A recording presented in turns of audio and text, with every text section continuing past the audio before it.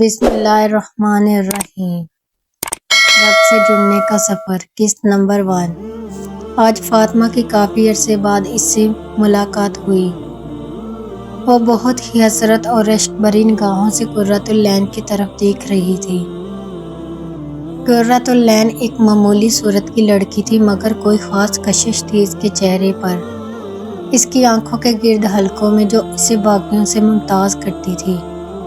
کتنی ہی دیر فاطمہ قرۃ العین کی باتیں ایسے ہی ساکت ہو کر سنتی رہی۔ تمہیں ایسے کیسے جواب مل جاتے ہیں قرۃ؟ وہ بہت حیرانی اور رشک کے ساتھ اس کی طرف دیکھتے ہوئے بولی۔ فاطمہ، جب انسان اللہ کی طرف دل میں ہدایت کی تڑپ لے کر آتا ہے نا، اس کی کتاب کو تھام لیتا ہے، اس کی ایک ایک بات پر سچا یقین کر کے اطاعت کرتا جاتا ہے، پھر اس کی زندگی میں ایسے ہی معجزات روز رونما ہوتے ہیں۔ پھر وہ عرش پر مستوی رب اپنے آیات کے ذریعے اپنے اس بندے کو تسلیاں دیتا ہے، سکھاتا ہے، سمجھاتا ہے، سنبھالتا ہے۔ قرۃ العین محبت بھرے لہجے میں اسے بتا رہی تھی کہ آنکھوں میں نمی سی تیرنے لگی۔ فاطمہ کے رونگٹے گویا کھڑے ہو رہے تھے۔ اس کی باتوں کو سن کر اس کے جسم میں ایک لہر سی دوڑ گئی۔ اسے ایک پل کے لیے بھی ایسا لگا جیسے قرۃ العین کے آنکھوں کے گرد بنے حلقے اس کے رب سے محبت کی علامت ہے۔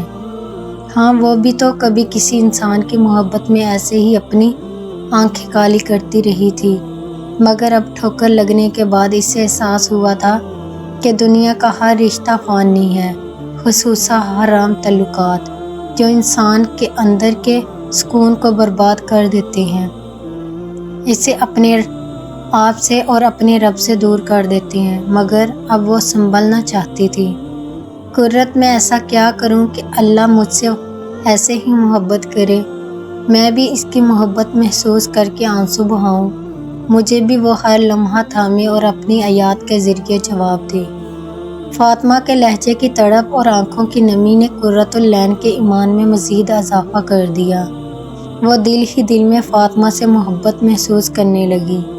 یہی تو تھی اللہ کی خاطر محبت، اس کی پانے کی محبت۔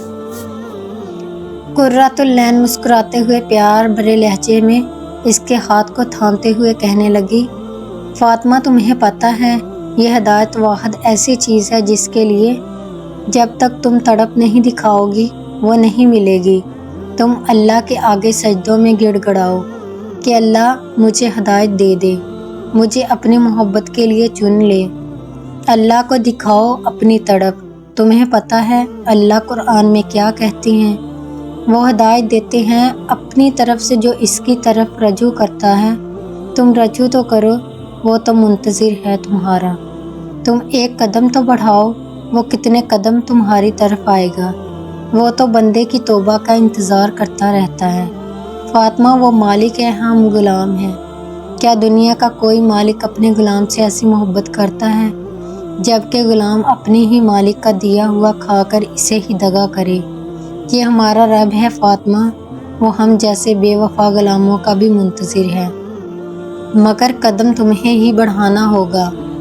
فاطمہ حیرت سے اس کی طرف دیکھنے لگی۔ اس نے واقعی کبھی نہیں سوچا تھا کہ اللہ وہ تو اس کی غلام تھی جس کے احسانات پر وہ جی رہی تھی، مگر بدلے میں وہ کیا کر رہی تھی؟ نمازیں کیسی تھی اس کی؟ کبھی دل کیا تو پڑھ لی، نہ کیا تو نہیں پڑھی۔ نماز تو ایسے تھی جیسے چھوڑنا کتنا ہی آسان تھا اس کے لیے۔ کسی شادی پر جانا ہو، خواہ بازار جانا ہو، تھوڑی سی تھکاوٹ ہو، موڈ خراب ہو یا پسندیدہ ڈرامے کی قسط ہو تو سب سے پہلے نماز کو ہی تو چھوڑنا تھا۔